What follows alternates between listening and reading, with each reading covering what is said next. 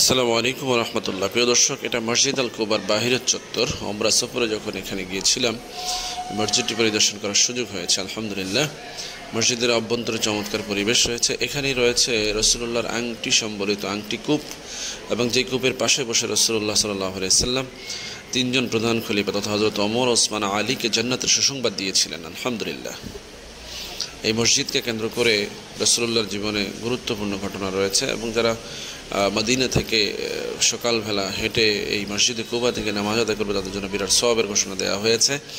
রাসূলুল্লাহ নিজে মদিনা থেকে ওযু করে মসজিদে কুবা থেকে নামাজ আদায় করতেন।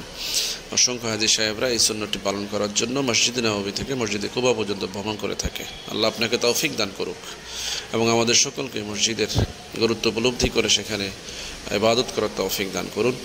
সম্মানিত হাজী সাহেবগণ, এই মসজিদকে গুরুত্বপূর্ণ ইবাদতের জায়গা মনে করে সেখানে সফর করে থাকেন। মসজিদের অভ্যন্তরে চমৎকার পরিবেশ, সুন্দর আভিজাতপূর্ণ শিল্পিক সৌন্দর্যমণ্ডিত মসজিদ, যেখানে নামাজ আদায় করে আসলেই সত্যিকার অর্থে পরিতৃপ্তি লাভ হয়। আল্লাহ পাক যেন বারবার আমাদেরকে মসজিদে কুবাতে ভ্রমণ করার তৌফিক দান করেন। ওয়া মা আলাইনা ইল্লাল বালাগ। আসসালামু আলাইকুম ওয়া রাহমাতুল্লাহি ওয়া বারাকাতুহু।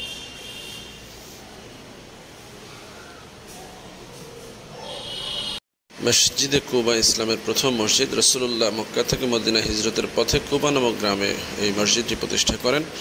এখানে নামাজ আদায় করলে একটি ওমরার সওয়াব পাওয়া যায়, এবং এই ইতিহাসের দিক থেকে এই মসজিদটি একটি অত্যন্ত গুরুত্বপূর্ণ মসজিদ।